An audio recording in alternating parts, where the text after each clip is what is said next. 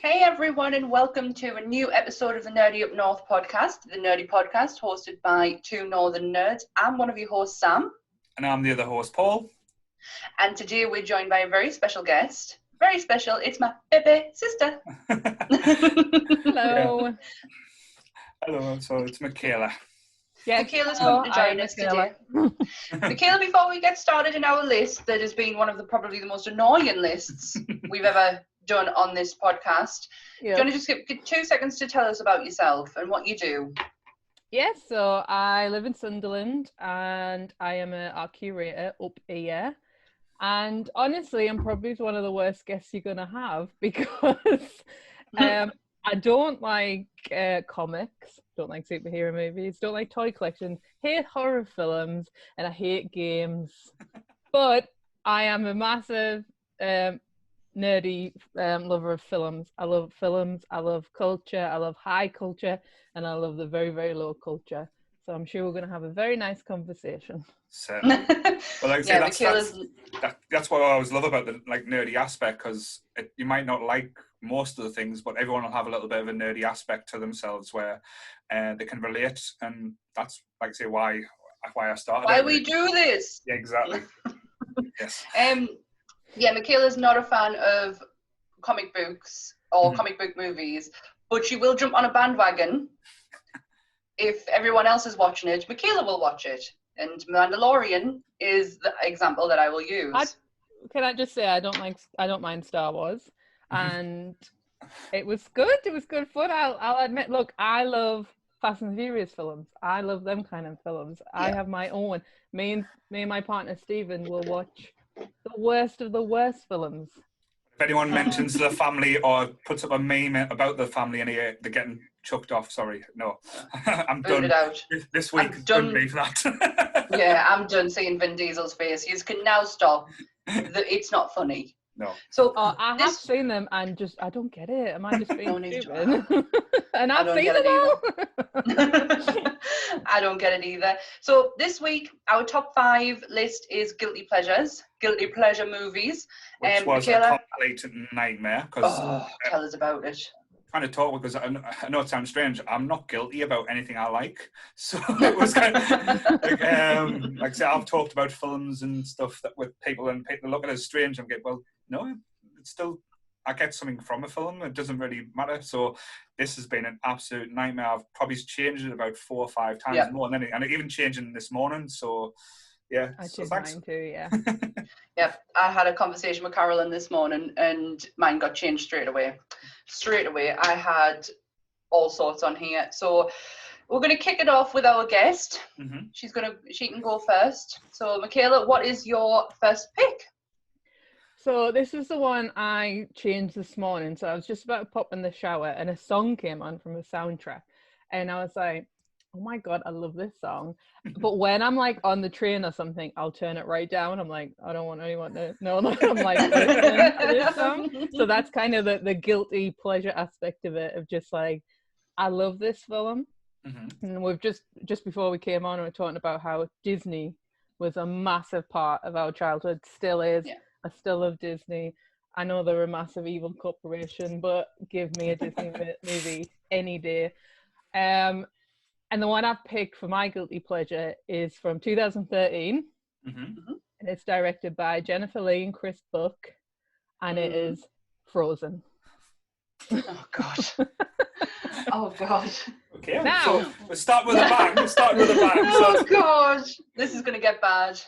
So I picked Frozen because, and it wasn't even the first soundtrack I was listening to. It was the second movie soundtrack I was listening to. Which I think is even worse. But you would probably think Frozen, it's a massive film, like it came out and it was like made like billions, and I think a lot of people love it.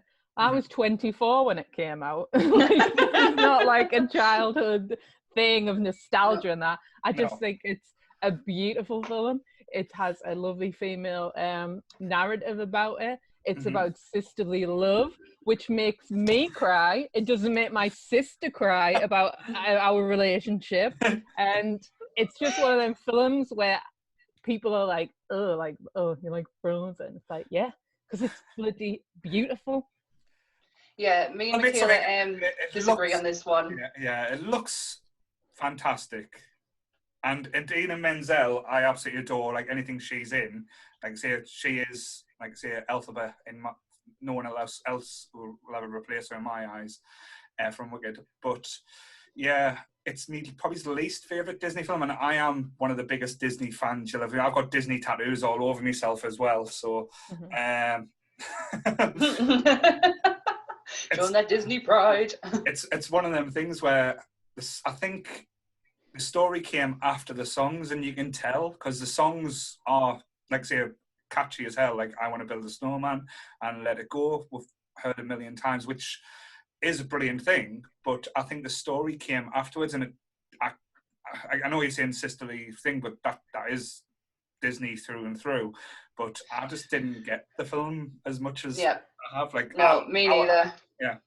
Well, I think I can agree with you to a point, but the main character also, and as much as you can argue the fact is, it's not about a love story. Yes, there's a love story in it, but it's not.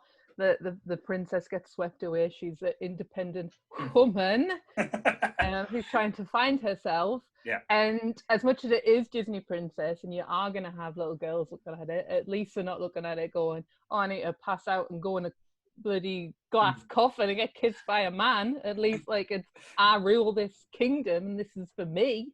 And I can sing a banging song whilst I do it. Yeah, I get that. I remember...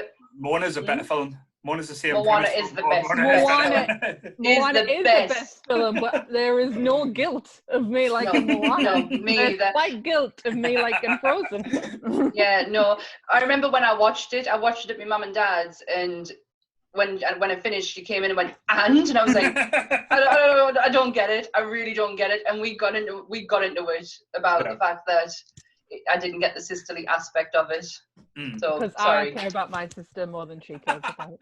No, I don't have to be but yes, it's one of them things where when you look at it, as you say, it's beautifully.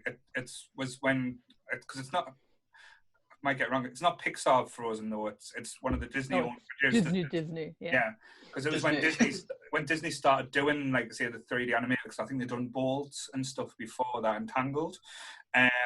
But that's one where they actually went on par with the looks of Pixar in my eyes, with how it looks. But again, like I say, a lot of it felt forced. But I want. I know. Like I say, I say it's one of them. I went into it and thought I've heard the song "Let It Go" and I thought that's brilliant. That's catchy. Like I say, it's iconic. But yeah, it's one of the ones I want to like. But I've hopefully in a few years, like say if I ever have kids, possibly might be something for me. But yeah, it's not right. Not right now. Sorry. That's a good choice. Totally changed your mind on it. That's a good choice. Cool. So, who's going to go next? Paul, do you want to go next? Yeah, certainly. I'll see if I can get the one lined up. Now, again, it's not really a guilty pleasure because I think it's a brilliant film, and like I say, I've got with Michaela's a lot of 4 out of the 5 of mine all have musical aspects to it, and you probably hear the songs and you before like say you're watching the film.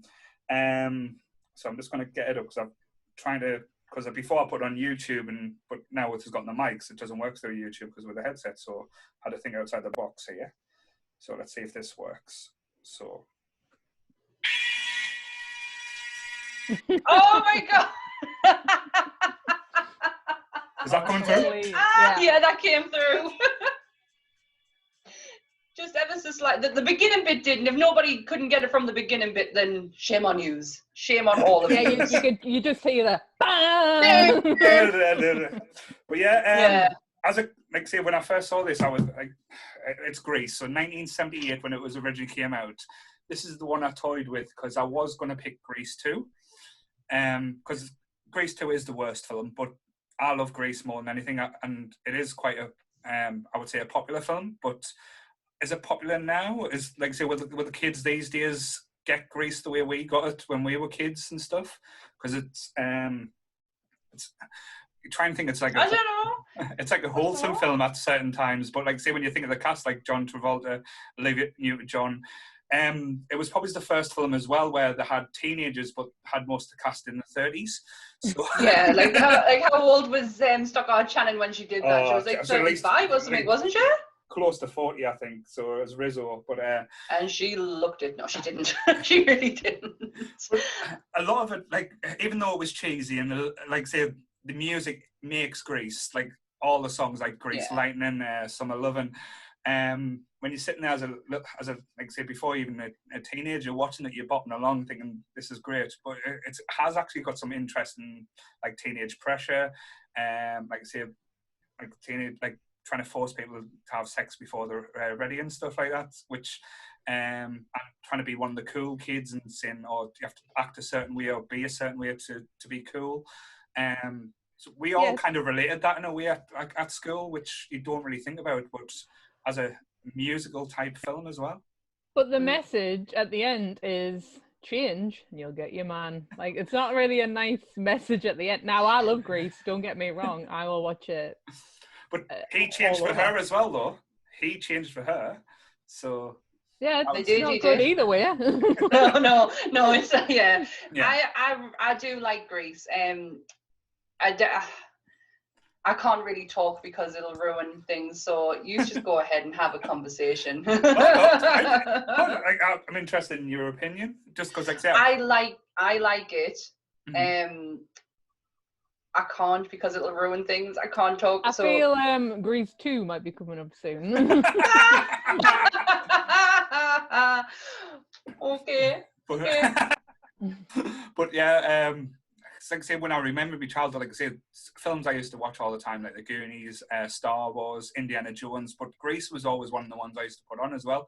And I guarantee, because I used to come on a Saturday or Sunday morning, maybe on ITV or something, used to sit there, and whenever you used to come on, you used to watch it, even if you were halfway through, you would always put it on and just continue watching it. Yeah, you could pick it up at any point and still enjoy the shit out of it. It's I love the decade. I love the costumes. Mm-hmm. I love the the era of it. It is fantastic. It's well up my street when it comes to like film nostalgia. I do like it. Mm-hmm. I'm gonna move into my first one because it'll transition well. This scored 37% on Rotten Tomatoes. Mm-hmm. It was in 1982. Mm-hmm. Directed by Patricia Birch, and yes, it is. It's fucking Grease 2. Because sorry, Paul, but Grease 2 is better than Grease 1. And I will fight anyone who says otherwise. It has the better songs, it has the better cast, it's got Lorna Luft in it, and it's got Christopher McDonald. Come on, you've got Shooter McGavin in this film. I think I didn't get it because I didn't understand it when I first saw it, because I thought it was going to be a direct sequel. So when I saw the T-Birds, I thought the Get Short one was meant to be Danny Zuko. I was getting, that's not Danny Zuko. God, I absolutely love Grease 2. It's got, just from start to finish, every song is memorable. Every song you can sing along to, and I do, at very loud levels, to the annoyance of my husband. I love it. I absolutely love it. It beats Grease 1 for us every time. Every time. Because that's why I was thinking about Grease 2, but when I listened to because I stupidly listened to both soundtracks last night, and the ones that stuck to us more was the Grease 1 soundtrack. Like, there was more iconic sounds, and it kind of resonated a bit more. But like I say, it's still a good show. It's like, say, what was the songs? Reproduction. Oh, the Bowling One, man. I absolutely love the Bowling One. Let's rock and roll. Let's rock and roll. Yeah, I love it. Michaela, you're very quiet.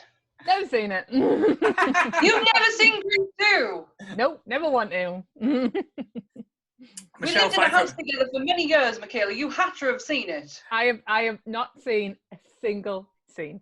No. At all. Michelle Pfeiffer is actually quite good in it. She is like. She can't sing for shit. No, like, come on, let's be honest. She really can't. I feel like I would watch it. I assume it's very corny. It's poppy. Like, I love musicals, but I've just never ever want to be like, I want to watch that. It's like Grease. I like Grease. I don't love Grease. Yeah. I wouldn't go to the theatre to see Grease. I'd go to see it in a musical sense. It's just kind of like it's always like it's that film where it's just always like there in your life. Yeah, and it's one that, as I said before, if it's on, you wouldn't turn it over, if that makes sense. If you just flicking through the channels, you would say, "Oh, I would enjoy this for a little while." Grease 2, you would have, as Michaela said, you would have to probably just go looking for it, because I don't think it was that widely popular when we were kids. It wasn't. Didn't it? I never owned. Yes, I've never owned it on VHS. I did own Grease 1. I always remember the copy that I had of Grease 1. I wrote my name in it. Don't know why. It's not like gonna steal this. Like no one's gonna take it from us, but I always remember writing my name on it. And I think it's because like it did the circuits with my friends, like they lent it, and I'm like, I'm very possessive with my items and don't particularly like other people taking them.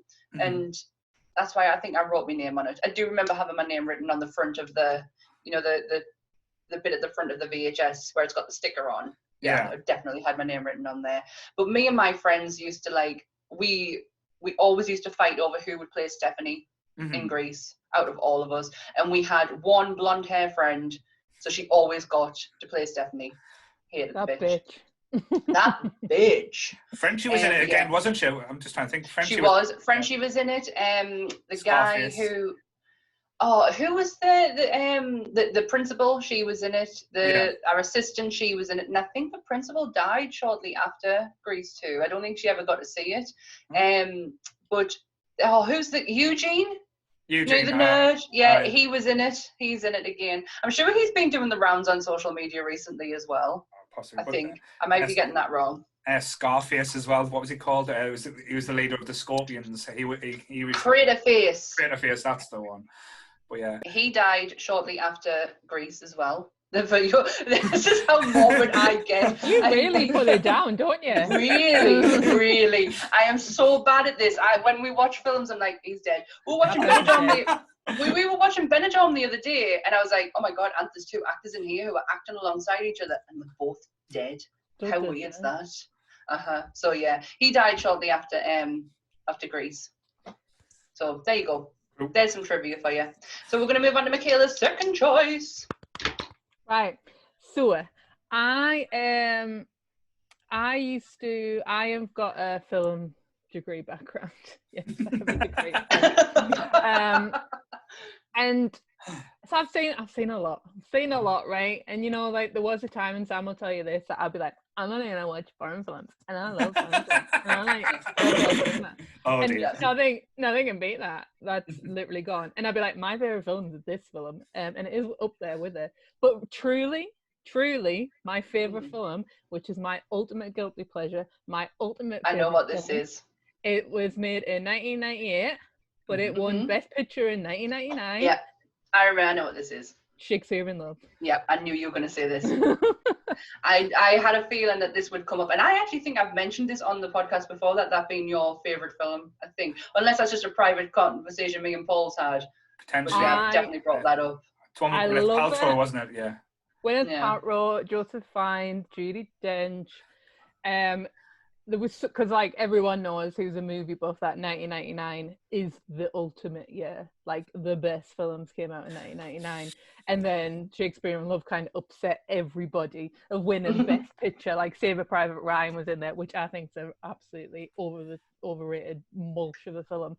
But I love Shakespeare in Love, which is just the soppiest of soppiest films. Like from beginning to end, it's so like over the top. It's so like, oh, this romance, like I'm gonna die without it. And like I don't really like rom-commy things and that, but there's something about that film, the music, when I watch it, I immerse myself in it. It's not like I'm watching it and being like, oh, this is fun. I want to cry all the way through it. I want to feel the love. I want to think that it's like a real story, even though of course it's absolutely not a real story. I might be wrong here. You call us out if not. Didn't they film a little bit of it at the actual Shakespeare Theatre in London? I could be wrong, because I remember reading something about it, because I'm sure Ben Affleck was in it as well, wasn't he? Yes. Terribly. Is he? Oh no, don't diss Affleck. Affleck was the bomb in Phantoms. Yes. He did a story about Simon Cowell, who's not Simon Cowell, the other one. The other Simon Cowell, the one from Four Weddings and a Funeral. Yeah, and how he was like, he like found him on stage and he was like trying to like do his accent, and then like he's sitting next to him whilst he's like reading the script, and he's like doing a really bad impression of him. Oh, God. Can I just admit this right here, right now? I've never seen it. You have Never seen it. No, I I've never seen it. I know that it's one of Michaela's favourites, but never actually given it the chance. I've never given it the time to watch it. I admit, Sorry. when I saw the trailers and advertisements for it, it wasn't something that gripped us. But when I watched it, I loved it. I thought it was a beautiful film. Everything, like as Michaela said, wonderfully acted. Funny at times where you don't expect it to be funny, and it was just done well, I think. And the costumes and everything made it Stunning. Yep, absolutely Stunning. It's on for 2 hours and 17 minutes. Now, I remember being a long film. God. Oh my God. I will not watch a film past an hour and a half now. Like, I am very much like, this is my attention span. Like, do not give me a 3-hour epic. Not a chance. But every minute of that film, I just love it. I love the soundtrack. I have the soundtrack. So I'm like frolicking around Sunderland, listening to bloody Tudor bloody violin music and that. And it is a corny film. It is really corny. It's about Shakespeare, so it had to be. It had to be chewing the scenes at times, but that's what you like about it as well. Again, because I know Gwyneth Paltrow had been in stuff before, but this was the film that kind of catapulted. She won the best Oscar for it too. Yeah. And I swear to God, I thought she was British for years. Oh, me too. After sliding doors, honestly thought she was a British lady, but she's not at all. Yeah, I got the shock with that one. And she pulls it off I think now, like, it's really tainted because of the Harvey Weinstein stuff and how, like, he campaigned, and like the Oscars is something like you could have a whole episode on that. Yeah, you could. How he like campaigned and it felt like they were like, this film only won because of Harvey Weinstein, and I think that's unfair to say that. So because, unfair. yes, it's not Saving Private Ryan, it's not The Matrix, it's not all these amazing like 1999 films, which but wasn't like Saving Private Ryan under Miramax as well, or am I totally? I couldn't tell you. Probably No, he did a lot of films, didn't he? He did a lot, yeah. But this is no, go on. And that there are certain like there's a place in that for these films for like proper corny love fests. And I know we're talking about guilty pleasures, but why is one seen as lesser than another one? Yeah. Well, to be fair, that's the Oscars all over that, though. Yeah, I am like the 80s king when it comes to films and stuff. Anything from the 80s is gold. I can't say anything bad about any of the 80 films where a lot of people slate us for it, but it's what you care about. And like I say, if it's something that you've watched at a certain point in your life as well and it resonates, that's what I love about films. You can still go back and get that same memories when you watched it for the first time. But yeah, like say, Shakespeare in Love, I wouldn't class it as a guilty pleasure because it is a fantastic film, and it was probably one of the ones like say unexpected, I would say, because when I saw it, I thought this wasn't going to be something I would enjoy, but I loved it. I like say from start to finish. Yep, good choice. I remember watching it before we go to the next one. I remember watching it with my parents, and they've got sex scenes in it, and you just like. Oh. When it comes to stuff like that, what was the one I watched with my parents? 2 seconds. Just got a message. What's this thing? I don't know. But yeah, like say, just something popped up. No, films where you like say you feel uncomfortable with and stuff like that. It's quite on the nose. But I think with Jim Carrey one I watched with Me, Myself and Irene, and like I say, I didn't expect the sex scenes in that to be as graphic as they were. So yeah, when I watched that with my parents, that was a bit like I say, not very nice. So we're going to move on to Paul's second choice. So we're now on to Paul's second pick. Cool. So again, what I'll do, I'll change it up from the others. I'm going to go for my non-musical choice. Again, not much shame, but this is probably the one that gets the piss taken out of the most in our type of nerd culture, I would say. Go on then. It's one that involves vampires. and there are sparkly vampires involved in this. Oh my God, Paul. Yes, Scandalo. so it was from 2008, starring Robert Pattinson and Kirsten Stewart and Tyler Lawler as Jacob Black as Twilight. I'm not ashamed. I do enjoy Twilight. Not big fan of, no shame. No, not a big fan of the later ones. The first one I thought was, it's an enjoyable film. It starts getting a bit strange when like kids are getting involved in like werewolves are starting to imprint on kids, but like I say, that's in the future where without the like I say, I don't think Robert Pattinson's too bad in this film as well. I think his acting's okay. Kirsten Stewart, again, not the greatest. I think it's not Robert Pattinson the problem with that. Yeah, no, it's not. It's not. It's definitely not his fault. I really, when it first came out, I really enjoyed the first one. And me and Michaela went to see the second one in the pictures. I enjoyed it then. I wouldn't. Yeah. I've changed my mind on it now, but at the time, fine. Yeah. Yep. Same here. Wow, Paul. Never thought you'd pick Twilight. Like I said, you said go for the guilty pleasures, but that is a guilty pleasure because someone put you on a list with that. Fair play. To be fair, 2008, how old would I have been? I would have been in my 20s, I think. So yeah. I remember watching it because I was, I think at the time I was going down Manchester as well. So I was reading the books, and then when it came out, I thought it was going to be a little bit like Lost Boys or a little bit like darker, but it wasn't as dark. Sparkly? It was sparkly. Very sparkly. But I enjoy it. I still think it's not a bad film. It gets point of ridiculous. Like say, some of the casts in it are quite good. Like I say, I liked the Edwards family and stuff. I can't remember the names now. I'm putting the spot like the Doctor and stuff. I've seen him in other stuff. He was in Nurse Betty, I think. Yeah. I can watch it again, but I don't know if I could go through the full series again. Yeah. But I was always interested as well because I know the writer said she wrote a book.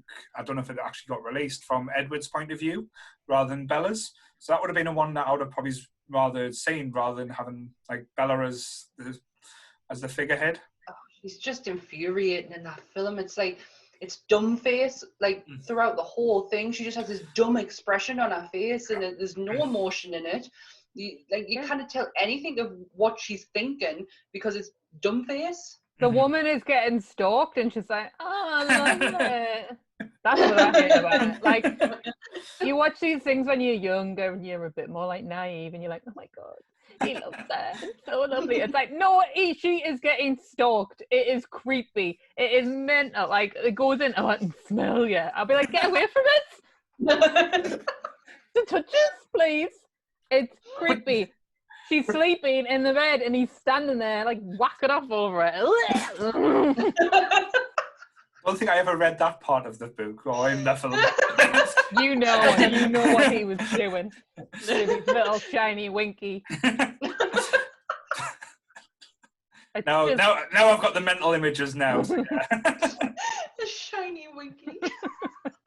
And when he gets excited, does shiny winky produce shiny other stuff glitter. As well? Glitter. Fires glitter. Gives a whole new meaning to glitter cannon, doesn't it? So yeah. Yeah, it really does. That is a bold choice, my friend. Bold choice. Right, Very bold. Went out there. So yeah, so that's my number 2 pick. That's my one that I would say it doesn't really have too many musical elements. So I know there's I remember the soundtrack being pretty decent. Yeah, but they had the like say the Bella song as well that he wrote for her apparently. But in the book they made it to be this amazing thing. But in the film it was a bit didn't really hit home as much as it did in the book. But you know why? Because creepy. One more element of being well creepy. You think you want a song written about you, but you don't. No, to be fair, like say, as a bloke, I probably made a mixtape for a girl I liked when I was. That's different, though. That's different. That is really different. Right, you ready to move on to my second choice? Michaela's gonna love this one. Cool. It's from 92. Mm-hmm. It's the highest scored one on Rotten Tomatoes on my list, and probably on any of my lists actually, apart from Shaun of the Dead. It scored 93%. It is an absolute classic of a dance film. Mm-hmm. Oh god. It's what I don't want to butcher this and say it's Australian or New Zealand, because I really can't. It's fucking Strictly Ballroom. No, that's Oh, a brilliant come on. film. That is a Eh? brilliant film. It's what, Michaela? Australian. She was doing an It's Australian Australian. accent. Absolutely love this film and used to watch it all the time. Michaela, you can remember watching this with us. Yeah. I've never like properly officially seen it. I've just seen like the scenes. It's Baz Luhrmann, isn't it? So it's very like Yeah, it is. Very stunning funny. looking. It's It's always like stunning. really- It's stunning, and it's like if Ballroom had its own gang, like it's so weird how like bent out of shape they get because he doesn't dance in the traditional ballroom stylings, and it's ballroom dancing. Like, it's not that serious. So they But ripped off Dirty it's- Dancing then, so. No, like not to that degree. Oh, I think it's stunning. It's beautiful. It's funny. Like Mm. the cast is brilliant. I don't recognize any of the names of the cast at all. It was very Australian humour, because I like Australian humour in films like I'm trying to think of the films now. Muriel's Wedding. Muriel's Wedding, that's the one. Like, Yeah, it had that kind of type of feel, like even not Too Wong Fu, the other one, Priscilla. Queen Yeah, I of was the going to Desert, say Two Wong Fu, very different. Yeah. So they have quite a dark sense of humour a Mhm. lot of Yeah, the they time. do. I think that really bodes well with their films. Like there's a film I love and everyone should watch because it's one of the best films ever made. Is Mary and Max, which is an Australian animated film, and it's so beautiful, so funny, so dark. And then they just have that like Yeah. Yeah. But it's the same with I know you're not a big fan. Well, you said you're not a big fan of horror films, Michaela. The horror in Australia is a lot more bleaker. Yeah. Like if you look at Wolf Creek, and there was one like where there was a party one. I forgot what it was, but watching it was brutal. It was very Texas Chainsaw Massacre meets Prom Date, but Yeah, when it comes to horror in Australia, they're not on the level as the Italians, because the Italians go like balls to the wall with their horror. It is the grimmest. Babadook, Australia isn't that Australian? I've never seen it. I think so. That is one of the most beautifulest horror films ever made, ever. It is absolutely unreal from start to finish. Its main topic is depression, and it's just so fucking good.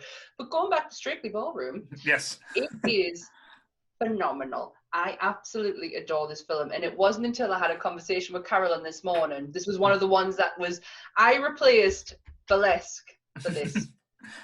Oh, thank God. I replaced Burlesque for this film because I was talking to Carolyn and she was just listing them off, and she went, Muriel's Wedding. I was like, oh, I've never seen Muriel's Wedding. And then I was like, oh my God, Strictly Ballroom. Yeah. Like, fuck, could I not put this on the list? So yeah, my number 2 choice is Strictly Ballroom, and I will probably go and watch it this afternoon. Yeah, it's one of my wife's favourite as well, so she loves it as well. So because me and Nick get it. Yes. Nick we get it. But We why totally do you think that it's a guilty pleasure? Is it because it's about ballroom and it's about dance? Pretty much, yeah. Like who would? It is very cheesy. It is very cheesy. If you to give someone the premise of this film, are they actually going to say, ooh? I don't know. I don't know. I find it that I don't think a lot of people would particularly like it because of the ballroom aspect of it. I was confused on the advertisement because I was so sure that the main guy was Johnny Depp. He looks so similar to younger Johnny Depp as well. He doesn't now. All right. It doesn't now. I don't think Johnny Depp does either. So. No. So we'll move on to Michaela's third choice. Yeah. Right. So I thought about this. An advert came on last night, and a song from the soundtrack popped in, and I was like, oh my God, yes! Like, it's beloved. Like, me and Sam absolutely love this film. I don't think many people do, and I'll go through it later. But this is a film that Macaulay Culkin should be known for when they do his oh my God eulogy. Yeah. It shouldn't be Home Alone. It should be 2003's Party Monster. Party in the truck. No one knows about the film. It's directed by Fenton Bailey and Randy Barbato, and I've probably butchered his surname there. And these are the guys behind Wow Presents that does all the RuPaul's Drag Race and all that stuff. It's about the Club Kids, and if anyone doesn't know about the Club Kids, they were a group of people who would get dressed up in very avant-garde clothes and very drag, you know, and go out and party. It's a big, and in the film it is, what's his name? It's based on a guy called Michael Alec who murdered someone, so it's all about like the culture behind that and then this murder. Just in case anyone hasn't seen it, because I know a lot of people haven't seen it, and I love it. It's not the best directed film. It's not the greatest looking film. No. The acting in it is, like Seth Green's in it, and he's Seth Green is unreal in that film. You could argue that they're all like straight white mainly actors who are playing these very queer characters, but I just love it. And this was a film that was a turning point, I think, for Sam too, of going, wow, these people are out there, this culture's out there. And then it's just became an obsession, and this guilty little pleasure film has took me to Drag Race, to Paris is Burning, to Wong Fu, like all these other like gay cultured films that, and I'm not gay at all, this is not my coming out community, it's not my coming out, it's not my community, but I relate to them so much, of being like, you know, the little weirdo, and I think every kind of nerd can have that in them, of just being the little outsider. And it's about murder, it is, but there's other aspects of it that is just like costume, makeup, and everything now that's popular with what Drag Race has done. And it's just a good ride, really. Yeah, it really is. I'll hold my hands up this one. It's not one I've seen. It's one I've heard about, because as Sam knows, I'm one of the biggest Drag Race fans. But I've never really delved back into it. I know Nick talks about it because she loves Macaulay Culkin in it. It's one thing. Nick's probably watched it with us 100 times. I can guarantee Nick's been to our house and we've had Party Monster on, because it was something that we used to watch, and not just Party Monster. It led us to the actual documentary, the shockumentary, Michaela. Yeah, that came, which is brilliant, so good. But I remember when it was trailered at Bolden Cinema. And I remember it just on all the time, like repeat, to the point where I was like, I've got to watch it. Watched it, and then I introduced it to Michaela. I think that's how it went. Yeah, because obviously I am younger than Sam. So she kind of showed me it, and I was just like, this is amazing. But then Michaela got me into Drag Race, because Michaela was watching Drag Race well before I started. I think I joined in series 3. And you'd already seen the first one, because it used to be on Channel 4 or something. Yeah. And you used to watch. The first season was terrible. Like I say, when they had the blurry camera effects on with pork chop and stuff, that the first season of Drag Race wasn't good. Okay. How dare you? It's not visually, it's not great. It's just bright. But some of the contestants on there, come on, Nina Flowers, like legendary. Angina. And Angina. Just I've never cried so much in Angina's win, when she won the Viva Glam challenge. I bawled my eyes out. Party Monster is a good choice. It's got Marilyn Manson in it. Quite controversial person at the moment, but he did play a good Christina. I'm going to say that. He was all right. But Macaulay Culkin and Seth Green just work so well together. Well, and every one of Seth Green's costumes, clothing, like just normal clothing, were all James and James's. They had to have them all. Yeah, he had to have them all taken down, like obviously because Seth's a very small person. So yeah, he had to have them all altered, but every single item of clothing he's wearing all belongs to James. He was very authentic with it. But it is from James's point of view. The book is really good. Where the film comes from, which I think Michaela's got a copy. You've got the copy of it, that one. Yeah, it's a good book. Yeah. It's quite you know what, these people at that time were doing a lot of drugs and, you know, Yeah. Yes. like quite like selfish beings. But if Well, you, it was London, not London. It was New York at the time, wasn't it? That's where yeah. Yeah. everything was. But based on. if you want to know about like the history of New York at that time, like if anyone's interested in that, watch it. It's not the best quality film. No. It's probably quite problematic. But Yeah. just a little bit, like you could go into the argument of like having all the straight actors playing, and I think like it was quite a multicultural place, and I think the one person who's of color in it gets killed. Yeah. Yeah. You know, there's issues like that in it, but it spawned my Interest. cultures in that. Yeah, It led to one of the greatest documentaries ever, in my opinion, is Paris is Burning. I adore that, and I know there's a lot of we didn't lead to it. That was before it. I know, to me though, like that's how I got to watch it. Okay. And I got to watch it through that. But I know a lot of the cast from Paris is Burning very much hate the production of it and how it was done. Don't particularly like the director. But it really showed you the culture of drag in New York, and one of my fondest memories is sitting with my sister watching that in the Shadow Gallery. Can you remember?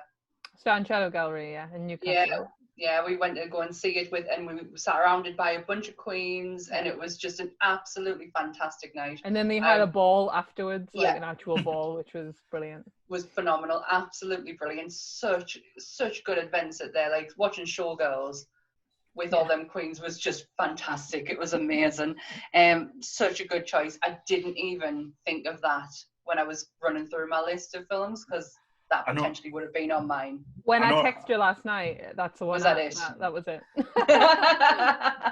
No, Nick recently, just only a few weeks ago, went to Boulevard for Newcastle with Louise, and they went to see the drag act of recreating The Greatest Showman. Said it was really good. So wow. Might be something for you to look out for there. That'd be cool. So we're going to move on to your next one, Paul. I've lost count now. So this is my number 3. So right. I'll play the song again. You'll hear it straight away.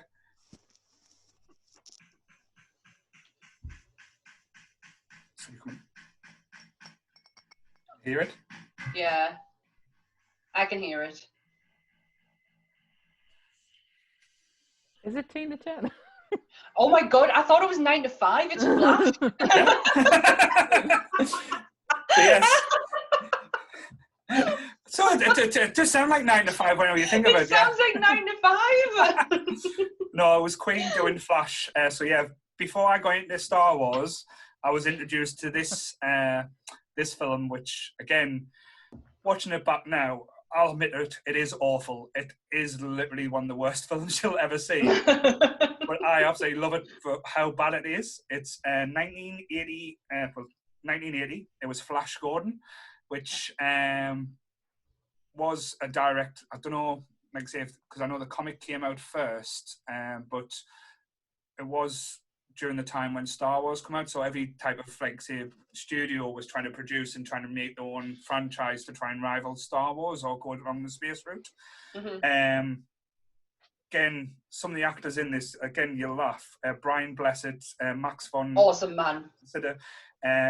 Omni, I don't know if I'm pronouncing that right, as Princess Aurora, but as a kid, watching that in the 80s and seeing everything that happened, like so all-American blonde, I know it's cheesy, I know it's stereotypical, going off into space to fight this intergalactic war, which in essence, at the beginning bit is where they're playing like a friendly version of American football. And it's just ridiculous as well. And I've just remembered as well, Timothy Dalton's in it as well as a kind of a cross between Robin Hood and an alien, which I remember his outfit he wore. But there's aspects in it that used to be terrifying and brilliant at the same time. Like the robot thing, when he melted at the end, it was very Raiders of the Lost Ark, when his eyes popped out and bulged and everything. And when they were on one of the planets, they had this like kind of rock where to test your manlyhood or test if you were worthy, you would put your hand in the rock, and if you weren't worthy, this thing would bite you and kill you instant, like with the poison. And nice. Just the sheer terror of these people, like you see them sweating. I know there was a film in when you watch it now, it's so badly done. But remembering it as a kid, like I say, it just brings back all them childhood memories and thinking, like, if this had happened, what would it be like? And I know, again, that going back to what Michaela said about the last film, there is a lot of controversy with this, with the whole whitewashing type of thing, with Ming the Merciless played by a British guy, which isn't exactly, like, say, PC friendly in these days. You probably wouldn't get away with it in, like I say, newer films these days as having the Asian stereotypical. But back then, it was just, like, say, comic book fodder, comic book cheese, if that makes sense. And this kind of started me on the road of sci-fi and getting into moving on to, like, this is my entry into films like Star Wars, because when you watch that, then you watch Star Wars, you think, fuck me, Star Wars is like so many light years, I know, using Star Wars reference, sorry, ahead of what Flash Gordon was.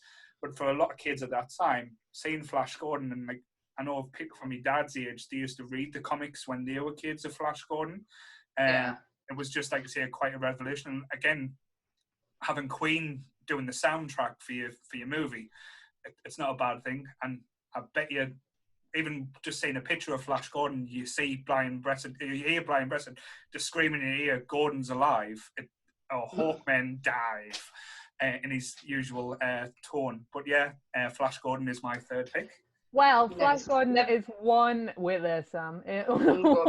One of my partner's favourite films. And I was just going to say before Sam rudely interrupted us, is I know for a fact Sam hasn't seen it and I haven't seen it. I noticed how you both just went quiet. It's like, never seen it. I've never ever seen it before. And I'm also going to tell you right now, you're both frozen on my screen. So I'm sorry if I, like, kind of interrupt you. I can't see you talking anymore. So I'm really sorry. Don't but worry. no, I have never ever seen Flash Gordon. Carolyn will kill me because I know it's one of her brother's favorite films as well. Yeah, never seen it. Never been interested in seeing it. It has recently been, what you were talking about with the Ming guy, is they have readdressed lots of films and they have put the certificate up on it because of that reason, which I found quite interesting. That Well, they're doing that with a lot of Disney films now. I think there's one of them on the start of Dumbo. Peter Pan has one now. I think you can't watch, like, it's got like a different age rating on Peter Pan. Like, it's no longer you anymore and stuff. I was talking about it last night because I was going to scream at it. Yeah, me and Michaela were talking about this last night, and I am so naive when it comes to this kind of thing, because I didn't know. I must have said on the other podcast, I can't believe they did it for Peter Pan, but then when Michaela pointed out why, I'm like, oh shit, yeah, that makes sense. Yeah, it's not, the thing is, like, there are a lot of films where you're like, well, that was of its time, like, that's how they talk about it. But what makes a red man red is just racist. Like, it was racist then, it was racist now, and it will always be racist. So I think there needs to be a disclaimer going, no, these bastards were slightly racist. Or just cut it out, you don't even need it in the film. But I don't believe in that censorship like that, but it is just pure racism. That is a bigger debate. Like, say, do you change what's went on to try and things that's already happened? I like the whole, like, as I said, putting the disclaimer up and saying, look, this was the views back then. We don't believe it now. I like that. That's to me, fits better. Like, there's a lot of films now I watch, especially from the 80s, that make me uncomfortable. I remember watching recently 48 Hours with Eddie Murphy and Nick Nolte, and the language they use in that to talk to each other, it's not pleasant listening. But that was in a comedy film, and it was acceptable. And I think, like, say, Eddie Murphy had a lot of say with a lot of the dialogue that was used back then as well. And it's still, when you watch it now, they could never make a film and use the same type of, like, tones and languages and stuff like that. But definitely. Oh yeah, right. Warner Brothers, all the Looney Tunes have disclaimers on it. Yes, and Pepe Le Pew's been banned now. You'll not see Pepe Le Pew in cartoons again. The little sex pest. So are we ready to move on? Yeah, one last thing I just want to mention about Flash Gordon as well. The things that do jump out at you when you watch it, even if you just look at, like, images of it, is the colours. You'll never see a more vibrant film. Like reds, golds, like emerald greens used. it felt a little bit like Wizard of Oz at times with the colours they used. But again, yes. So that's my third pick. Flash Gordon. Champion. That's cool. So my third pick is from 2002, and I've debated on putting this one in or the actual film, and because this is a parody film, I was going to put the actual film in, but then was like, no, I'm going to do this one. It scored 29% on Rotten Tomatoes. It is directed by Joe Gallen, and if I said Janie's got a gun, Janie Briggs got a gun. Oh, dear me. Not another teen movie. I absolutely fucking love this film, and I know a lot of people don't and think it's ridiculous, but it is so funny. The songs in it are hilarious. Chris Evans is beautiful in it, as always, and it was his debut film as well. And I just really enjoy the shit out of this film.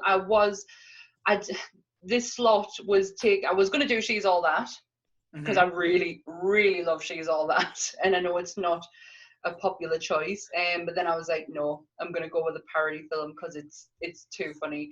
And I've replaced it on my actual list that I had, because I took it off, put it back on, took it off, and I had Mermaids on, and I've taken that off the table because that's not a guilty pleasure. That is just an absolutely banging film. But this is definitely a guilty pleasure. Is not another teen movie. I have seen it.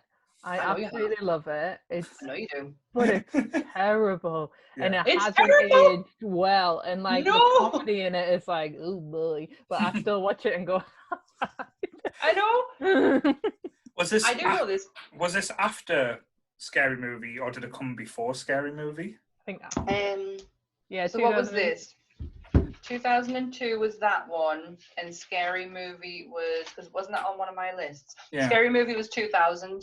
Yeah, because I remember after after one of these two, because these are the two ones that set off the whole spoof. I know it come before, but like the big spoofs of all the films came out after these ones, because they were literally spoofing everything. Like I say, the Scary Movies ran into how many versions? Was it 5 or 6? No, 52. I lost count. I lost count after 2. Like I will only watch Scary Movie 1 and 2 because they are so funny. But I don't really delve into the other ones. But the cast in this is like, you've got Chris Evans. I don't know how to say her name. Is it Shyla Lee, who's in Supergirl at the moment? It looks like Shyla, yeah. Jamie Priestley, Mia Kirshner, who is in Party Monster. Yeah. Lacey Chabert, who is the original voice of Meg, and she's also in Mean Girls. Sam Huntington from Fanboys, and what else was Sam in? Oh, Detroit Rock City, which again, why isn't that on my list? That's really it. And Eric Jugman, who you might not recognize the name, but if you see him, he has popped up in quite a lot of teen films before.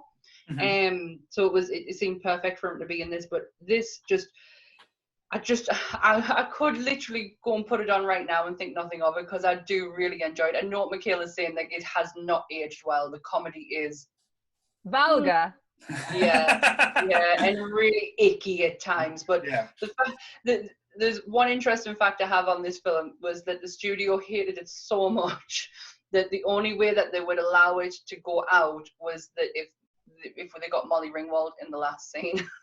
God. That's the only reason you get this film, is because they have brought Molly Ringwald in. That was the only way the studio would allow it to go out. But it scores 29% on Rotten Tomatoes, and it deserved every one of that 29. But the thing is, like, it's taking the mick out of these films, but I think in it, really, off the top of my head, I could be completely wrong, it's that they do that stuff in it. You know, they do pull the ponytail off, take the glass off, which is beautiful. Woman. Like, there is a film where it's a big. It was during the 90s. It was a big trope for all the different type of, like I say, rom-coms or that time. It's like, oh, this really ugly girl, but all she did was have a hair tied back and crouched a little bit, wearing glasses, and it was like, oh, take the glasses off, and she's now amazing. But yeah, that was always the wrong type of message they used to give out a lot of time. But definitely, She's All That. The Princess, the one with Anne Hathaway in. Oh, the Princess. Princess Diaries. Diaries. Yeah, they all had the same kind Cruel of cliche, cruel intentions. Yeah. So yeah, that's my number 3 choice. Cool. So we're gonna go into Michaela's 4th one now. Yeah, 4th one. Sorry. I've got a friend coming over, and I haven't seen her since last March, and she was like, "Do you want some wine?" I was like, "I've got to tell you, I want some wine." So this film it's a film that I don't know, Sam, that you have it in your heart, but it's in my heart. As when I watch it, I get all like, "Oh, I love this film!" And it's Remember about the best one. Yeah, again, it's about sisters. It's about friendship. It was made in 1998. It's about witches, and it is practical magic. I didn't put this on my list because I knew you were going to, and I get this film. I get this film more than I get Frozen for the sister aspect. Totally. Michaela, that's such a good choice. I didn't put it on my list because I knew you were going to. Yeah, I love it. I am. Not saying it, sorry. There's not many. What? Hang on, Michaela. What? I've not seen it. Yeah, yeah. I normally like that type of stuff with like witches and stuff, but yeah, it never went on my radar. It's like, so for me, you know how like you're a vampire, you're a zombie person, you're a witch person. I never identified as any of them. But when like I have like the witch, like I fucking love Harry Potter, and I know that's a bit different, but I love like that witch, the coven-y thing, and the always how they film in such a certain way. Even like American Horror Story, they filmed it in like the color tones of it, the palettes of it, the dress sense of it, and this is kind of like not original at all. Like I'm not saying like it's like made this genre. Yeah. But I think it's a big input into the genre, and like Stevie Nicks does the soundtrack. It's like if you want witches, you have to have Stevie Nicks. Of course. Well, I had to in American Horror Story Coven, so exactly. Sandra Bullock, Diane Weiss, Nicole Kidman in one of the best wigs she was ever worn ever. And Nicole is amazing in that. The soundtrack's brilliant. It looks good. Yes, I have a love story in it, and it's about like cursed women. But the essence of it that makes you go back all the time is that it's these women and like womanhood. And yes, of course, it's directed by a man, but it gives me can't have it all. Majorly, and you missed off Stockard Channing in there. She was in that film as well. She was indeed, yes. She was, because it was like sister, wasn't it? It was the older sisters, and then it was the middle ones, and then it was her children. One of them being Evan Rachel Wood, very young Evan Rachel Wood. I don't Isn't it think her? It's Evan Rachel Wood. Is it not? But it's Camila something, another actress. Oh my god! I always thought the blonde kid was Evan Rachel Wood. It could be. I could be completely wrong. But I know the other one's an actress now. When you said about the tones and the look of it, I remember like seeing the trailers. Was it like very earthy browns and earth colours that they were used for the films and stuff, rather than like the typical blacks and goth type aspect? I was right. When they went with the craft type aspect. Yep. But I was right. It is the younger blonde girl is Evan Rachel Wood. So there you go. Have that. I'll put my hands up. It's the modern day witches, isn't it? It's not having the old looking style of what you believe witches is. It's like modern day. That's why I think for me, Coven, I loved Coven, and I love like American Horror Story, but I love practical magic. It's set beautifully. I want to live where they live. I don't particularly want their life, but I want to live where they live, and have that aspect. Lovely, yeah, that lovely feel to it. I get that. Cool. I think I don't know why it doesn't get enough credit. Maybe it's just not as soppy, like it's not that romanticness of it. I don't know if it's like the story's like like I get why people, it's not like a classic, but I think more people should see it of just like, and I think Nicole Kidman and Sandra Bullock are great actresses, and I think they are fully immersed in it. No one's half-assing it. Everyone's in it. Yeah. Like, and commitment will help everything. It will. It is quite big. Like in the horror community, it's still like, and especially at Halloween, it's like one of those ones that you'll see time and time again that people are watching it. It's like Hocus Pocus. Like it has a time of the year when people and definitely a community as well. Like the horror community do like practical magic, but it is probably just the aesthetic of it, not actually the film, like just how it looks. Yeah. To be fair, Hocus Pocus was going to be on my list, but I thought, fuck it, I can't put Hocus Pocus on the list because that's not guilty at all. If anyone doesn't like Hocus Pocus, not my friends. Get in the tree. Exactly. So we're going to move on to the next one. Yeah, certainly. Well, so this one is very musical to the point where it is pretty much just about people singing. It's 2012. It's one of them ones I can watch all the time. It's not something that I can ever get bored with, and I love the songs and I love the mashups. That's probably to give it away. So it's Pitch Perfect, 2012. Oh my god, I watched this the other night. I literally had this on. When was it? Wednesday, when the match was on. I watched it on Wednesday. Love this film. It is hilarious at times. Like I say, the cast in it are brilliant. Like I say, the Anna Kendrick as I could never buy her as the alternative girl. That was the only thing bullshit in it. But everyone in it is got their own lovable aspects, and I love the music in it as well, even as cheesy as poppy as some of the songs. And like say the end performance where I love Breakfast Club, because you know how much I love the Breakfast Club. Yeah. And when that aspect was brought into it, I was like, sold. No, yeah. It's the song that the treble that the guys sing at the end, and absolutely loves that version of it, because Pitch Perfect, when it first came out, Ant got us a copy of it, pretty much straight away, and I watched it nearly every day for a year. I absolutely love this film. The songs are amazing. Who's the other Anna? Is it Anna Camp? Is that her name? Is that the blonde one? Yes, Anna Camp, who played Aubrey. She did a little sitcom as well with the lead singer in it. The guys, I've forgotten what he's called. Skylar. Skylar Astlin, yeah. The ex-husband and wife now. All right. So they broke it. Yeah, they got married very much shortly after the film, and they are very much broken up now. He is a Broadway.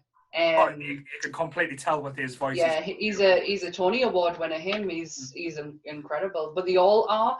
I love Fat Amy. Like I think Rebel Wilson in this is brilliant. Well, have you seen her? You can't call her Fat Amy anymore. She's absolutely just a completely different new person. Completely. She looks amazing. She does look amazing, but I do like it. Michaela, have you even seen it? I've seen it. Very much dislike it. Really? Yeah, can't stand it. And I truly will never, ever, fat or thin, will get Rebel Wilson. Mm-hmm. Really? I don't get it, and I think we've seen Cat Sam. No, can we? No, I'm still trying to work out. I'm still trying to work out what happened in that film, so I still don't know. Well, Michaela spent 2 weeks at my house last year, and we were thinking of something to watch, and Michaela was like, "Great idea, let's watch Cats." I was like, I really want. We are never getting that time back. Basically, no. It's not even like fun watching. We had no idea what was going on at all, like none whatsoever. Wow, that is but Pitch Perfect. I'm sorry, Michaela, I do like that film. So we'll move on to Sammy's next one. Okay, so my next one is iconic in my eyes. It scored 48% on Rotten Tomatoes. It was from 1981. It is a biofilm, and it's directed by Frank Perry. And if I was to say, Barbara, please, it is Mommy Dearest with the great Faye Dunaway playing Joan Crawford. This film is unfucking real. From start to finish, it is one hell of a ride. Faye Dunaway completely chews every bit of the scenery that she's in. And to think that she thought this was a serious film really makes it that much better. She genuinely thought this was going to be, this was her Oscar. This was what she was going for when she did this film, and it has some of the most iconic phrases in it, especially the "Don't fuck with me, fellas. This ain't my first rodeo." I just absolutely love it, and I don't think my sister has actually seen it. I've not seen it either. Never seen it. No, I'm not saying it either. Oh my god, it is on. I watched it the other night, again for like the millionth time, and it's obviously like, especially for me and Michaela, because Alyssa Edwards played Joan Crawford in one of the best Snatch games ever, and everything she says is every catchphrase that you hear from that film, and it's just it's so good. But they did generally think that this was a proper serious biopic. I would completely argue with you. Like the one when I watched your comedy one, and that lassie said Man in the Moon was a comedy, and I went, is it?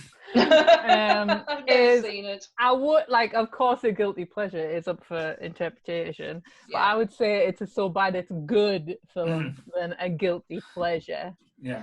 I feel like because I think, like, say, any film, if you get a tinge of thinking I shouldn't really like this, I think that would. But this is what I feel with Mommy Dearest, because it is. But again, you may be right, because it does have that camp cult feel to it now. Like it's gained a following, and that's probably going to be the same with me last pick as well. Yeah. It wasn't great when it came out, but it's built a following up through the years because of how pop culture has changed it and interpreted. So this is why I hated this list. Yeah, and you've ruined two lists you could do. You've ruined your So Bad It's Good, and you've ruined cult film for yourself. So it's just you to blame, really, Sam. I've still got so many for cult, so don't worry about that.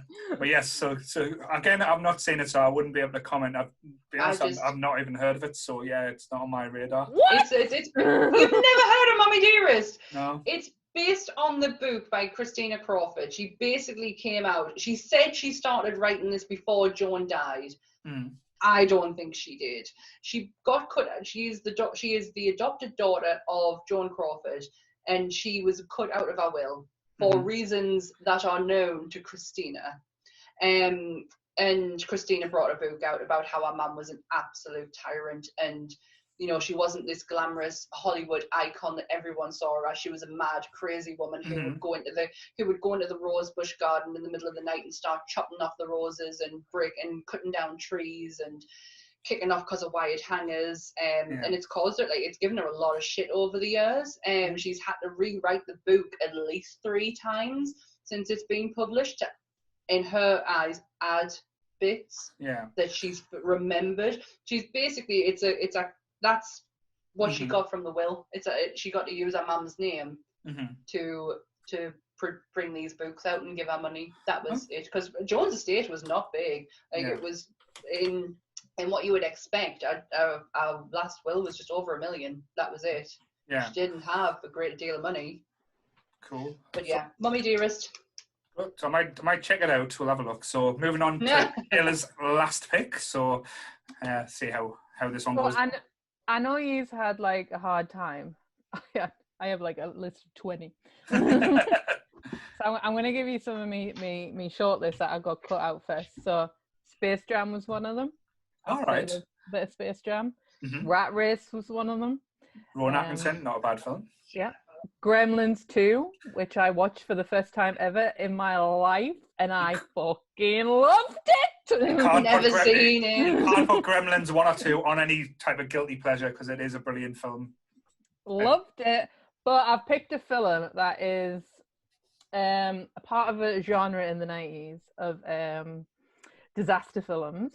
Right, okay. But I'm sure someone will say this one was the shittest one. My partner would definitely say this is the shittest one. And it was made in 1996 with Helen Hunt and Bill Paxman, and that is the best one. The best one.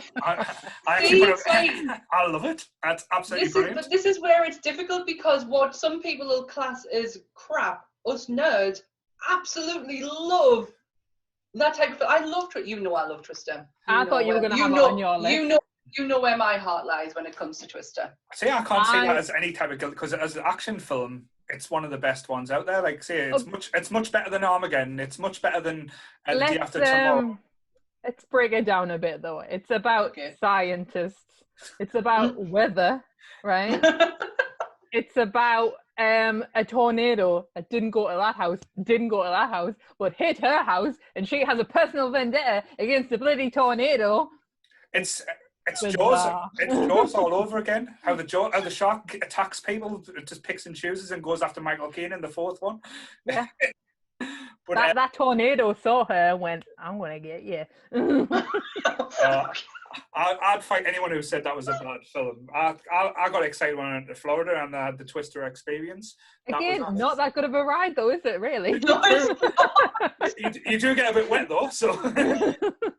How many times have we done that though, Michaela, the experience? And what's the best part? The video footage with Bill Paxton at the beginning. Oh, that is the best like, part. Hey, I'm Bill Paxton. Again, like, the reason these films work and the reason why, like, is that people commit to them. Like, they are the scientist, Bill Paxton, son of a bitch. Like, son of a bitch. Just, like, in it, and it's just a great film. And I like all I can't even think of the names. Like all the volcano ones, I've never seen them. Dante's Peak or something. I've seen Dante's Peak. Yeah. I've seen them, but I've seen them like recently. Like Stephen's been educated.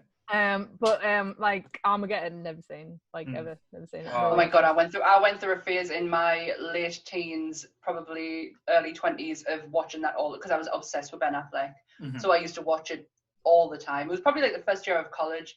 Me and my friend used to watch it continuously all the time. It is terrible now. Like I couldn't watch it now. I think probably for me too is, as I said before, I got brought up on Disney. I am a sheltered baby, right? I didn't watch like my partner got brought up on Terminator, Predator, like when he was like a kid. Yeah, Commando and stuff like that. Yeah, he loves all that stuff, and I'm just like, what? They're not singing? Like, it wasn't like. Oh well, my last pick's there's definitely singing in my last pick, so don't worry. Like, I don't like horror films. I have that. I kind of still have that thing of like, it's real. I can't get like the distraction of it's a movie out. So I think Twist is quite a nice way of going into it because it's just about a storm. Yeah, me and Michaela have and Helen Hunt is beautiful in that film as well. I don't know why. I just think she's absolutely. That wind in that hair, she can work it. Oh, she looks lovely. Me and Michaela have a very different upbringing when it comes to movies because Michaela was a very sheltered little child, whereas I branched myself out and watch my friend's house and watch the most obscure horror movies going. Michaela didn't quite do that. I do remember being young, having to watch my sister. Michaela probably won't remember it, but I had to watch my sister, and we were at my friend Nikki's house, and we had Freddy Krueger on, and Michaela got introduced to Freddy Krueger, and I had to seriously have a think with myself and like, can I let her watch this? We have to share a bedroom. Like, I'm not being responsible for her nightmares. And we brought up, we were really young at the time. I was like, I'm going to have to take you home. Like, this is not good. So, yeah, I remember having to walk you away from Freddie for that because couldn't have your delicate eyes taking that one in. I love how you say I'm like a little sponge in the corner. Yeah, I watch Bambi. I watch Disney films. All the parents die in them. No more heartbreaking than a Disney film. But yes, good thing. I love Twister. I'll put a post on the Facebook group only this week because I love that film. So it's quite serendipitous there. But yes. So are we happy to move on to my last one? Yep, let's go to your last one.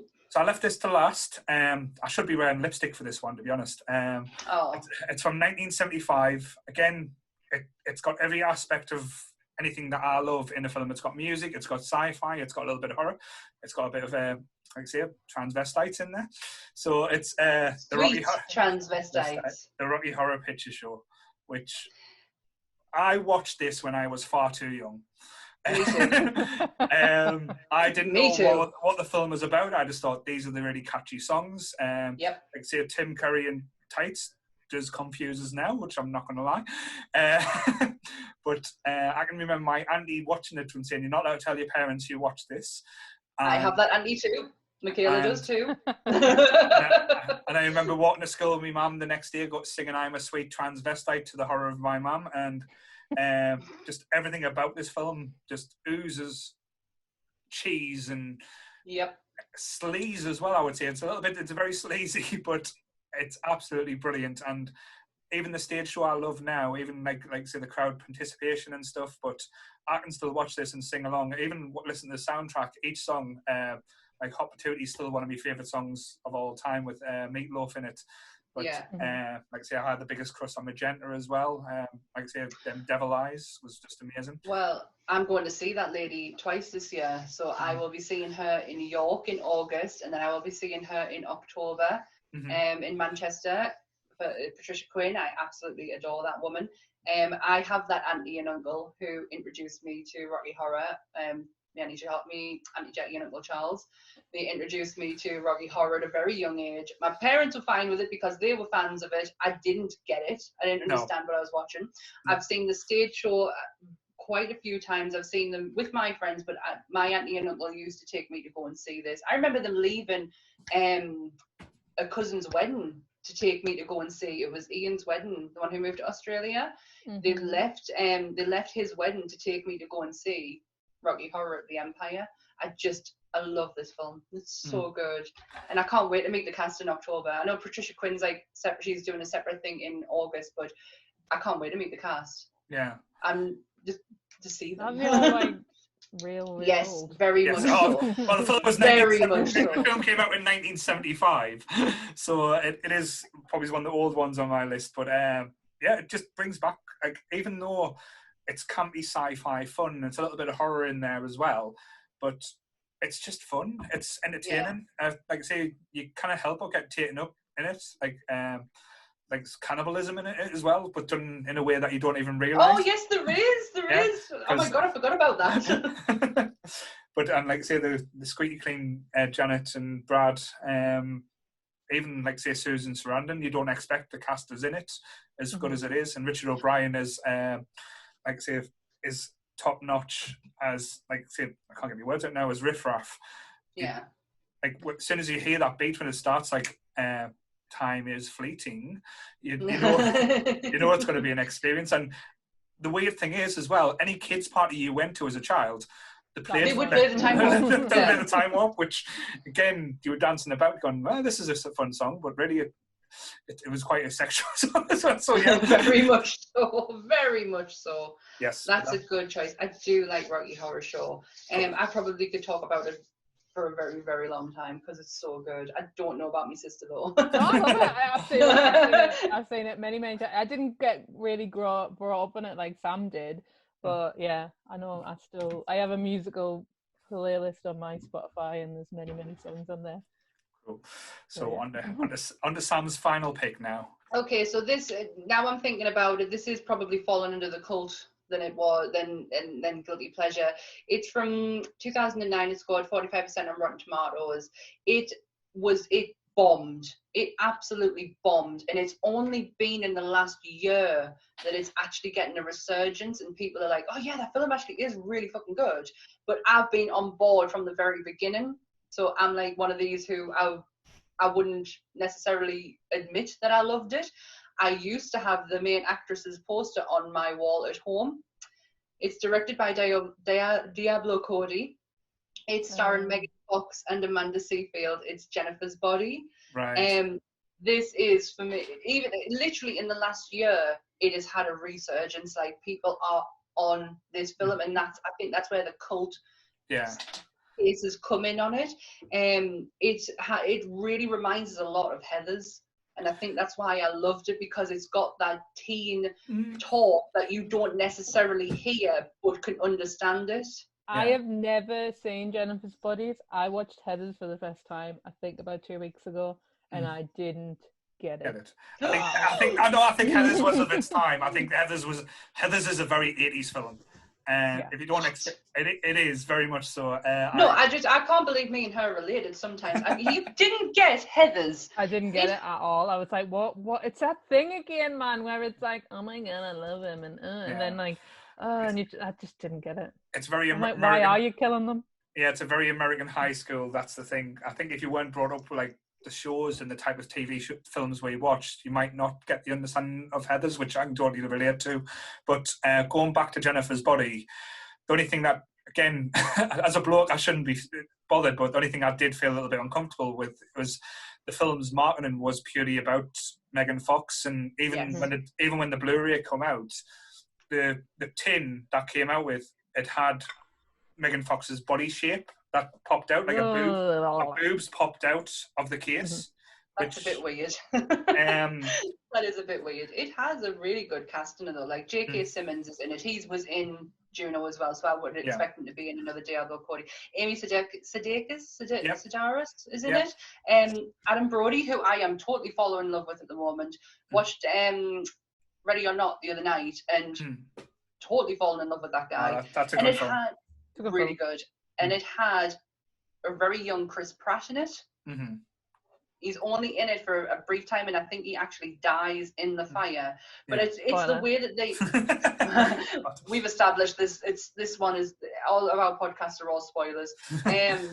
But no, it's just I love the way Diablo Cody makes these teenagers talk, which is very much why I love Juno for, and it did give us Heather vibes because you don't hear people of that age talk the way that they did.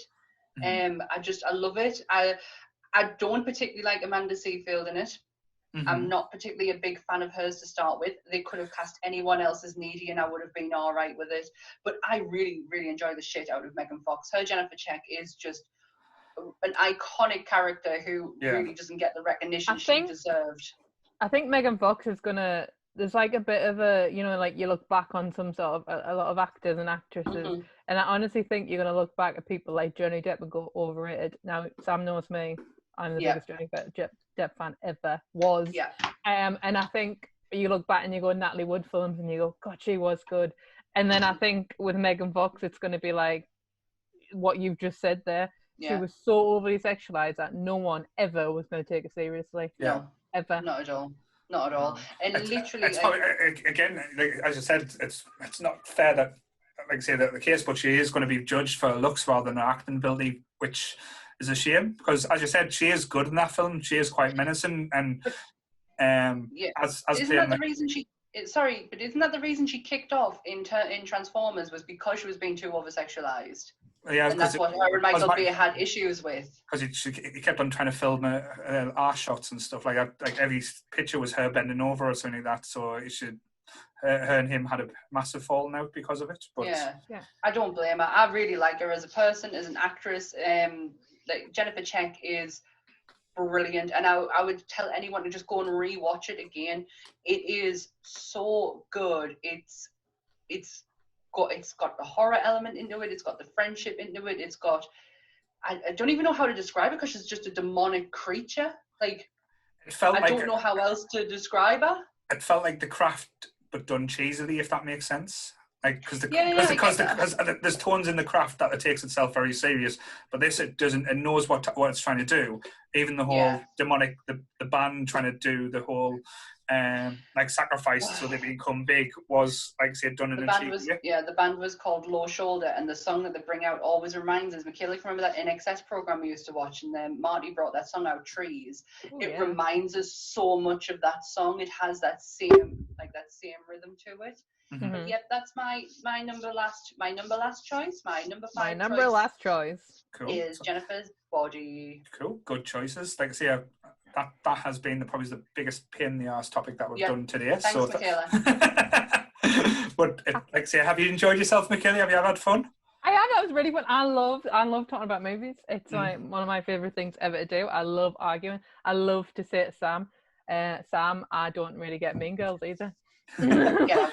And then her head just explodes. Get out. I love that film. But yeah, like I say, I would be happy to have you back on in the future as well. It's been an absolute pleasure. Oh my God, can we do documentaries and can I nerd right out? Well, I have brought up documentaries before and Paul's not been too keen, so... No, you said true crime. I did. Yeah, so true crime I've seen, but I wouldn't be able to have a conversation too much about because I don't really nerd out with them as much as do it. But I'm up for pretty much anything. So, but it's been like I say, a little bit of a hoot. Just hopefully we'll get the technical issues sorted out by then. Yes, sorry about that. But if you need to shoot off, Michaela, we can end it. We can wrap things up. Sweet. I'm gonna go get drunk and nothing to do with the football. at all. I'm not watching that crap. I'm just gonna have a good time with a friend. No problem. Thank you for joining us, Nash. I'll speak to you later, and I'll see you during the week as well. Thank you. Birthday time. Woo! See you later. Bye, Kayla. Bye. Bye. Cool. That was fun having Yes. my little sister on here. Bless her. So yeah, if no one's noticed, we may have a lot of technical issues on this one. We'll try and iron that out. We didn't expect it going into it, but who gives a shit? Oh. Do you want to wrap this bad boy up? Yeah, like I say, it's been a fun topic at times, but Hard, yeah, mind, yeah. hard. yeah, I think going forward, I might do a little bit more preparation because there was a few ones I missed off that I probably would have talked about, like ones that. Yeah, I think when I started to hear yours and hers, I'm like, oh, I've really gone down the wrong path with this one. Like, I'm going to be honest, I didn't really get the assignment because I don't have guilty pleasures. Or do I? I don't know. It really confuses. We just need to get back to comic books, Paul. Certainly, but no, one of the ones I wish I added, which, like I say, I did nearly add halfway through, was Crybaby with Johnny Depp. Michaela would have thanked you for that one. She does like Crybaby. Yeah. And any John Waters film, Dirty Shame, love Dirty Shame. Oh my God, I really didn't think about this, did I? But I could have had Dirty Shame. Everyone hates that film. Yeah. Oh. Pink Flamingos. But yes. I've never seen it. Never want to see it. But yes, like I say, thank you everyone who's joined. Like I say, the Facebook group now has officially hit 2,500 new members. Wow. Which completely blows me away. Again, feel free to join it. Just search Nerdy Up North Community on Facebook. It's a friendly bunch. Well, we're trying to keep it as friendly as we can. We're no topics off base, long as, like I say, you respect everyone's views. Again, Yes. on Instagram, just search Nerdy Up North. We are growing on there as well. A lot of interesting things where people post memes or photographs I'll share. Also, please remember on YouTube, just like, subscribe, comment, follow. We are on iTunes, on Spotify. Just search Nerdy Up North. We are appearing in more searches now. And just to let know as well, which we didn't even touch on, which I forgot about, this is episode 13. So spooky for some, so we should have maybe thought about the topic a little bit more. Oh my God, I didn't even realise it was episode 13. Wow. Yeah. But if you're just subscribing on iTunes, please, if you can, give us a 5-star rating and a review, that would be absolutely fantastic. It helps the algorithm in iTunes and picking us up for other people to listen to us. Mm-hmm. And yeah, I hate doing that. Like, I hate coming to the end and not being known what. I don't want to sound like we're begging, but we really do want to expand and grow this podcast. Like, we absolutely love doing this. It's a highlight of our, I don't know about Paul, but it's a highlight of my week. I really enjoy the shit out of it, and I want everyone else to enjoy it along with us.